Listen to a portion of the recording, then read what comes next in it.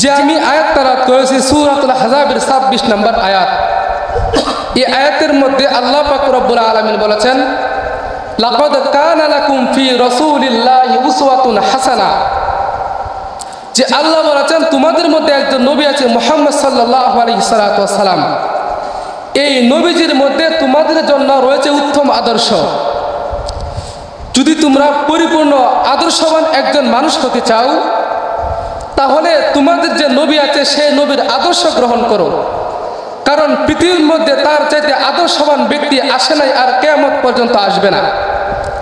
এই জন্য আল্লাহ বলে দিয়েছেন যে নবীজির মধ্যে তোমাদের জন্য রয়েছে উত্তম আদর্শ। তোমরা যদি পৃথিবীতে শ্রেষ্ঠ মানুষ হতে চাও, তাহলে নবীর আদর্শকে তোমরা গ্রহণ করো, তার গুণে তোমরা গুণান্বিত হও। এই জন্য নবীজির আদর্শ কি? আমার নবীর জন্মের পর থেকে মৃত্যু পর্যন্ত প্রত্যেকটা সময় আমাদের জন্য অনুসরণীয়। বিশেষ করে নবীজি নবুয়ত প্রাপ্ত হওয়ার পর যে সময়টা ছিল, এই সময়টা আমাদের জন্য অনুসরণীয় একটা সময়। এই সময়টাকে ফলো করা, অনুসরণ করা উম্মতের জন্য ফরজ। নবীজির অবস্থা কেমন ছিল? একটা শিশু বাচ্চা, তার জন্য নবীজির আদর্শ রয়েছে। নবীজি শৈশবকালে কেমন ছিল?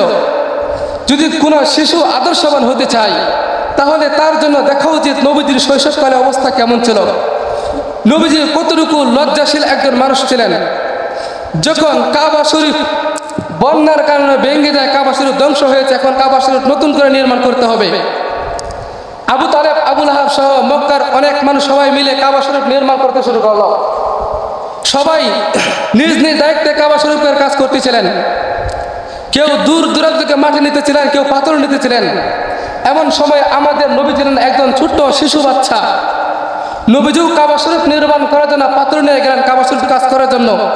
এভাবে কিছুক্ষণ কাজ করতে করতে নবীজির শরীরটা ক্লান্ত হয়ে গেল। নবীজির শরীরের পোশাক প্রায় খোলার উপক্রম।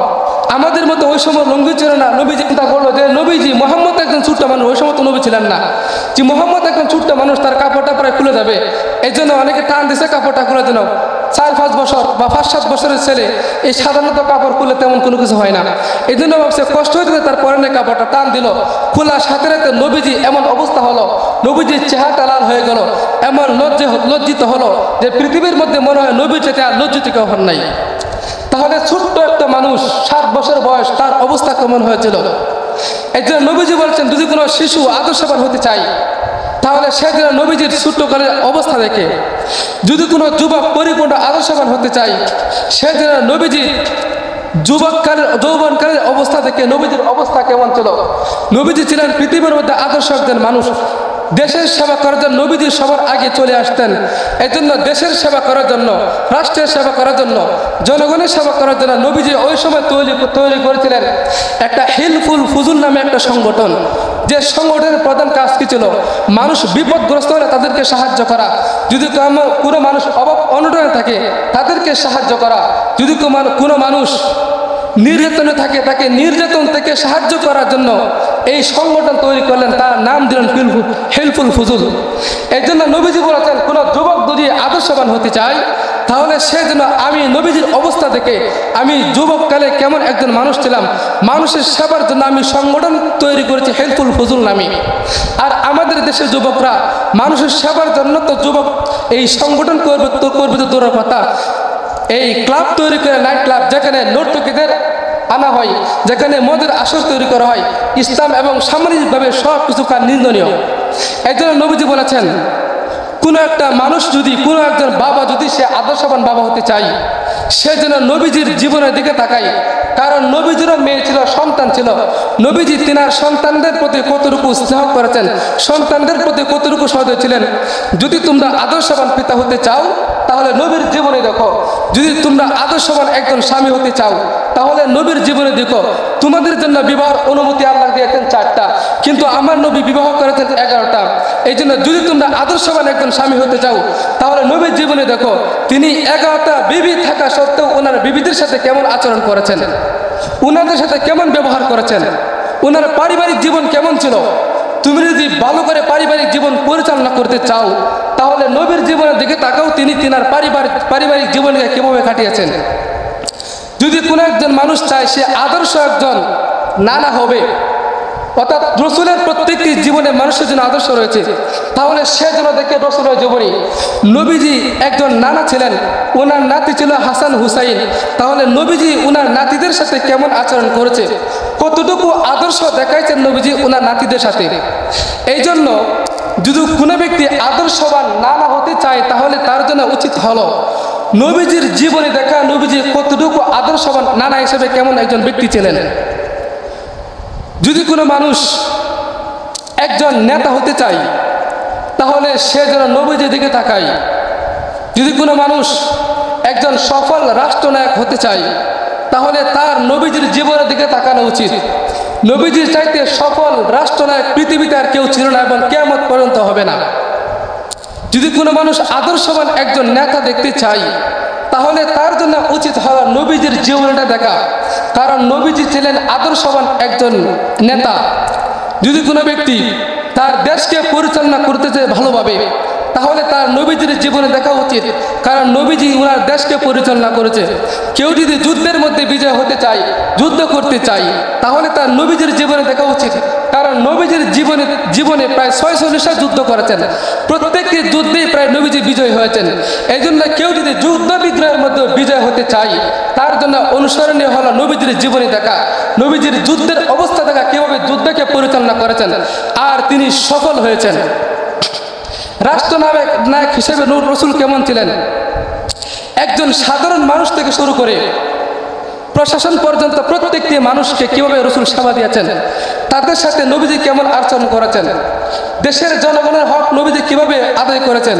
যদি কোনো মানুষ প্রকৃত মানুষ হতে চায়, তার জন্য উচিত হলো নবীজির জীবনীটা দেখা। এই জন্য আল্লাহ পাক রব্বুল আলামিন পবিত্র কুরআনের ভিতরে বলেছে, লাকাদ কানা লাকুম ফি রাসূলিল্লাহি উসওয়াতুন হাসানা, যে আমি আল্লাহ তোমাদের জন্য নবীজির জীবনের মধ্যে উত্তম আদর্শ রাখলাম। যদি তোমরা শ্রেষ্ঠ মানুষ হতে চাও, তাহলে নবীজির এই উত্তম আদর্শগুলোকে তোমরা গ্রহণ করো। নবীজি আমাদেরকে ধাপে ধাপে শিখিয়ে গেছেন কিভাবে নবীজির আদর্শ গ্রহণ করতে হবে এবং নবীজির সিরত কি, নবীজির জীবনী কি।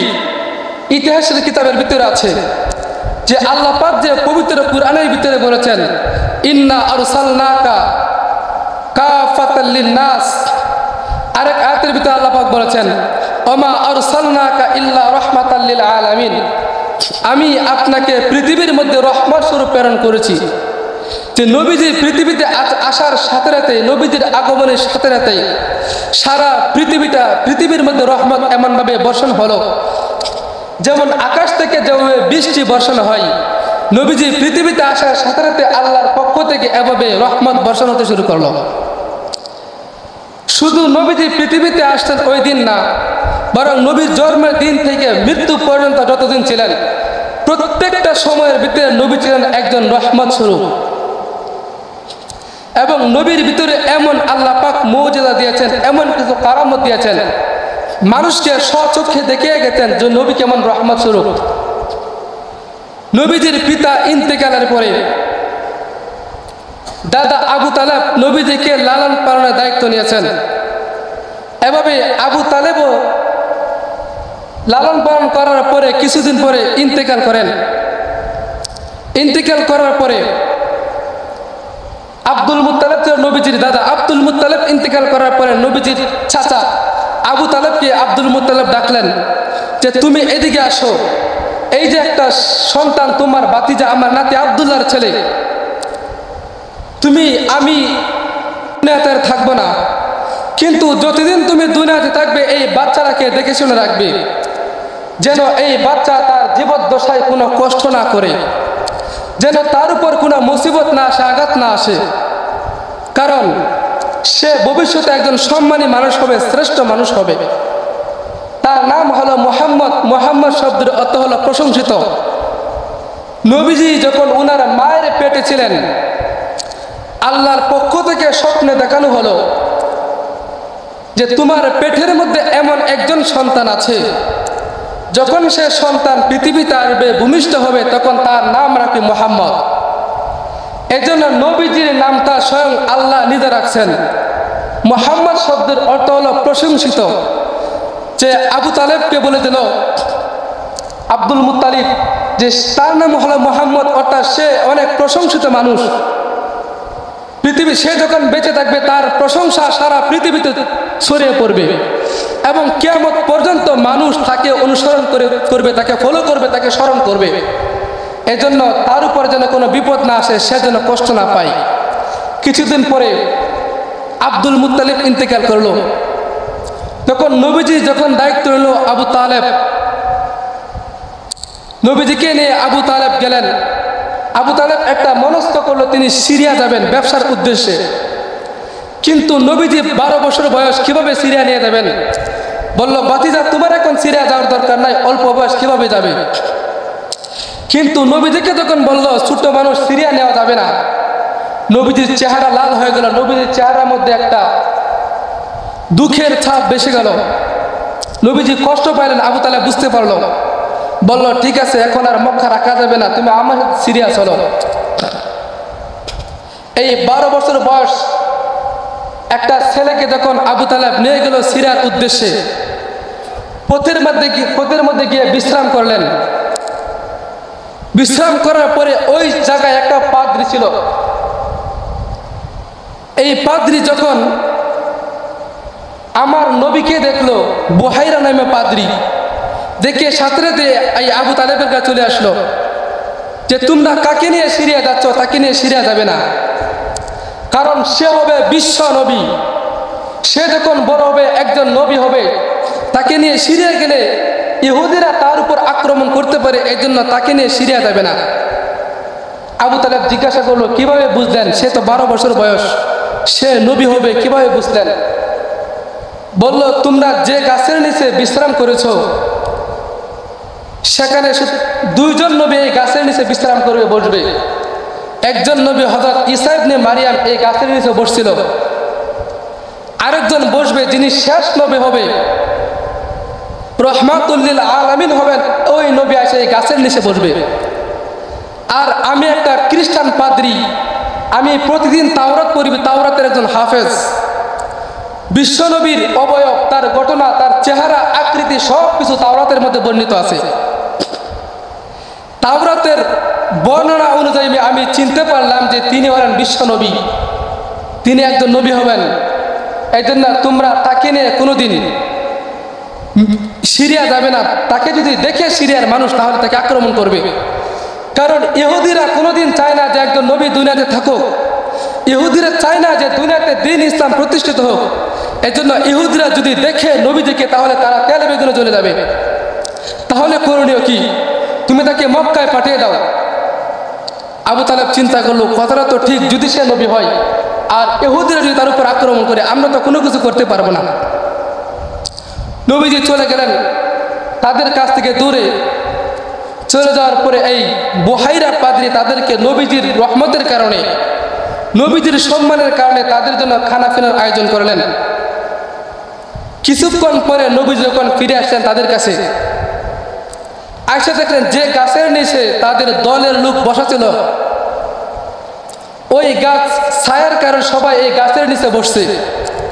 এখন নবীজি আয়েশা যে বসবেন গাছের নিচে, এমন কোনো জায়গা নাই। অর্থাৎ ওনারা বণিক দল যারা গেলেন সবাই গাছের নিচে বসছে, ছায়ার নিচে বসছে। নবীজি আসার সাথে সাথে দেখলেন নবীজির মাথার উপর এমন একটি ছায়া ধরা, ফেরেশতার পক্ষ থেকে ছায়া ধরা। সব জায়গায় রুদ্র, কিন্তু আমার নবীর মাথার উপর কোনো রোদ নাই। নবীজি চলে আসলেন গাছের নিচে, আয়েশা দেখলেন বসার মতো কোনো জায়গা নাই। নবীজি দূরে অন্য একটা স্থানের ভিতরে বসলেন। নবীজি বসার সাথে সাথে গাছ এক জায়গায়, কিন্তু গাছের যে ছায়া, এই ছায়াটা চলে আসলো নবীজির মাথার উপর। আল্লাহু আকবার বলেন। নবীজি বসার সাথে সাথে প্রচন্ড রোদ, গরম, মরুভূমির মাঝখানে নবীজি যেই জায়গায় বসলেন, বসার সাথে সাথে ছায়াটা নবীজির মাথার উপর চলে আসলো। এই যে বুহাইরা পাদ্রী বলল, দেখো তোমার, আমি যে বললাম শেষ নবী, তার প্রমাণ দেখো। তোমরা সবাই ছায়ার নিচে বসতো আর নবীজি বসে রোদের মধ্যে। আল্লাহর পক্ষ থেকে কি মুজিজা আল্লাহ দেখাইছেন, গাছের ছায়াটা তার উপর চলে আসছে। এভাবে আলোচনা করার মাঝখানে রুম থেকে 7 জন লোক এদিকে চলে আসলো। 7 জন লোক এমনভাবে আসতেছে যেন তারা এই দেশে তাকে কি খুঁজতেছে। বুহাইরা পাদ্রী যখন দেখলো যে 7 জন লোক আসতেছে, বললো তোমরা কি উদ্দেশ্যে আসছো এখানে, তোমরা কেন আসলে, তোমরা কি খুঁজো? তারা বলল যে আমরা এখানে আসছি, আমাদের তাওরাতের মধ্যে একটা ঘটনা বর্ণিত আছে, তাওরাতের মধ্যে লেখা আছে যে আজকের দিনে এমন একজন ব্যক্তি আমাদের এই এলাকায় আগমন করবে যিনি হবে বিশ্ব রসুল, যিনি হবেন বিশ্ব নবী। সমস্ত কুফরি মতবাদকে উনি শেষ করে দেবে, সমস্ত নাস্তিকবাদ মতবাদকে শেষ করে দেবে, সমস্ত ইহুদি খ্রিস্ট মতবাদকে খতম করে দেবে। এই শেষ নবী এখানে আসবে। আমরা চাই না এই শেষ নবী দুনিয়াতে বেঁচে থাকুক, আমরা আসছি যদি তাকে পাই তাকে হত্যা করব। ভয় করতে পারবে না, কারণ আল্লাহ যদি কোনো মানুষকে হেফাজত করতে চায়, সংরক্ষণ করে, আল্লাহ যদি কোনো মানুষের দায়িত্ব নেয়, তাহলে বলো তোমরা কি তাকে হত্যা করতে পারবে কিনা? তারা বলল না। যদি আল্লাহ কোনো, এই খ্রিস্টানরাও সময় বলছিল, আল্লাহ যদি কোনো মানুষের দায়িত্ব নেই হেফাজত করা, সংরক্ষণ করার, তাহলে আমরা যদি সারা পৃথিবীর খ্রিস্টান মিলে একসাথে হই, ক্ষতি করার জন্য, মারার জন্য আমাদের দ্বারা কোনোদিন সম্ভব হবে না। বরং তিনি যদি বিশ্ব নবী হন, তিনি যদি রসুল হন, তাহলে নবীর হেফাজত সংরক্ষণের দায়িত্ব একমাত্র আল্লাহ। আর যাকে আল্লাহ সংরক্ষণ করবে আমাদের কোনো ক্ষমতা নাই তাকে ধ্বংস করার। এই জন্য সে এই বুহাইরা পাদ্রী বলল তোমরা চলে যাও, তোমরা রসুলকে হত্যা করো না। যখন এই ঘটনা শেষ হয়ে গেল, আবু তালেবকে বলল এই ছেলেটাকে পাঠিয়ে দেন মক্কায়, তাকে আর নিয়ে ওই জায়গায় যাবেন না। তাহলে নবী জন্মের পর থেকে নবীজির মৃত্যু পর্যন্ত প্রত্যেকটা সময় ছিল নবীজির অনুসরণীয়, এবং নবীজিদের বিশ্ব রসুল তার প্রমাণ আল্লাহ দেখিয়ে দিয়েছেন দুনিয়াতে। এভাবে আমরা সবাই জানি নবীজির সাথে যখন হযরত খাদিজাতুল কুবরা রাদিয়াল্লাহু তাআলা আনহা ওনার বিবাহ হলো, আলোচনা করতেছে এই জন্য যে 12 রবিউল আউয়াল মাস নবীজির জীবনী আমাদের প্রত্যেকটা মানুষের জন্য জানা জরুরি। যে নবীজিকে ব্যবসার উদ্দেশ্যে পাঠাইলেন দ্বিতীয়বার শামের দিকে। কেন পাঠাইলেন? সারা আরবের মধ্যে প্রসিদ্ধ হয়ে গেল নবীজি একজন শ্রেষ্ঠ মানুষ, নবীজি একজন বিশ্বস্ত মানুষ, নবীজি একজন আমানতদার মানুষ, নবীজি একজন সৎ মানুষ। এই জন্য প্রত্যেকটা উম্মতের জন্য উচিত হলো নবীজির এই আমানতের গুণটাকে নিজের ভিতরে আনা, নবীজির এই সততার গুণকে আমাদের ভিতরে আনা, নবীজির এই আল আমিন বিশ্বস্ততার গুণকে আমাদের ভিতরে আনা।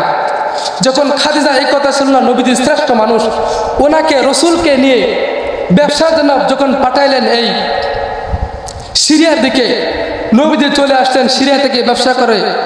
চলে আসার পরে যখন নবীজি আরবের মরুভূমি দিয়ে আসতেছিলেন, ওই সময় নবীজির সাথে একটা গোলাম ছিল, মাইসারা নামে এক গোলাম। হযরত খাদিজা রাদিয়াল্লাহু তাআলা আনহা ওনার পক্ষ থেকে যে নবীজির জন্য সেবা যত্ন করে, নবীজি আরবের মরুভূমি দিয়ে আসতেছিলেন। ওই সময় প্রচণ্ড রোদ, মানুষ সহ্য করতে পারে না এত গরমের তাপ। আল্লাহর পক্ষ থেকে 2 জন ফেরেশতা আল্লাহ পাক নিয়োজিত করে দিলেন যে নবীজি যাইতেছেন, আর ওই সময় তাদের উপর রহমতের ডানা ধরিয়ে আছেন। নবীজির শরীরের মাথার উপরে ছায়া, আর নবীজি ওই ছায়া দিয়ে যাইতেছেন। হযরত খাদিজা রাদিয়াল্লাহু তাআলা আনহা যখন দেখলেন যে মরুভূমির মাঝখানে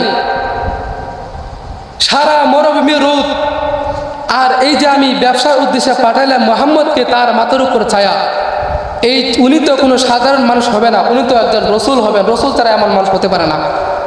হযরত খাদিজা রাদিয়াল্লাহু তাআলা আনহা নিজে দেখলেন, এবং ঘরের মধ্যে যত মানুষ ছিল সবাইকে দেখালেন, দেখো কেমন মানুষ, যে আল্লাহর পক্ষ থেকে তার উপর ছায়া ধরে আছে, যেন ওনার গায়ের উপর রোদ না লাগে, ওনার যেন কষ্ট না হয়। এই জন্য আমরা যারা নিজেকে উম্মতে মুহাম্মদী দাবি করি, আমাদের জন্য উচিত হলো রসুলের সুন্নতকে পরিপূর্ণভাবে আদায় করা, রসুলের সিরত জানা, নবীদের ইতিহাস জানা, রসুলের সুন্নত অনুযায়ী নিজের জীবনটাকে কাটানো। আজকে সারা পৃথিবীতে নাস্তিক মুরতাদরা সাতেমে রসুলরা নবীজিকে নিয়ে কথা বলে, নবীজিকে নিয়ে কটূক্তি করে, কিন্তু আমরা কেমন মানুষ, আমাদের শরীরে মধ্যে একটু লাগে না, গায়ে আঘাত লাগে না যে শ্রেষ্ঠ নবীকে নিয়ে কথা বলে। নবীজি বলেছেন ততক্ষণ পর্যন্ত তোমরা পরিপূর্ণ ইমানদার হতে পারবে না যতক্ষণ পর্যন্ত আমি নবীজিকে তোমাদের দুনিয়ার সবচাইতে বেশি ভালো না বাসো। আজকে যদি একজন বাবাকে গালি দেওয়া হয়, সন্তান রেগে যাবে, কোনো একজন ছেলেকে গালি দেওয়া হয়, তার তার বাবা রেগে যাবে। একজন ভাইকে আরেকজন যদি মারে তাহলে ভাই তার পক্ষ হয়ে যাবে, তার সাথে ঝগড়া লিপ্ত হয়ে যাবে। কিন্তু শ্রেষ্ঠ নবী যাকে নিয়ে মানুষ কটূক্তি করে, নাস্তিক বেঈমানরা কটূক্তি করে, যদি আমাদের ভিতরে সাধারণ পরিমাণ ঈমান থাকে তাহলে একজন মুমিন মানুষ কোনোদিন বসে থাকতে পারে না, চুপ থাকতে পারে না।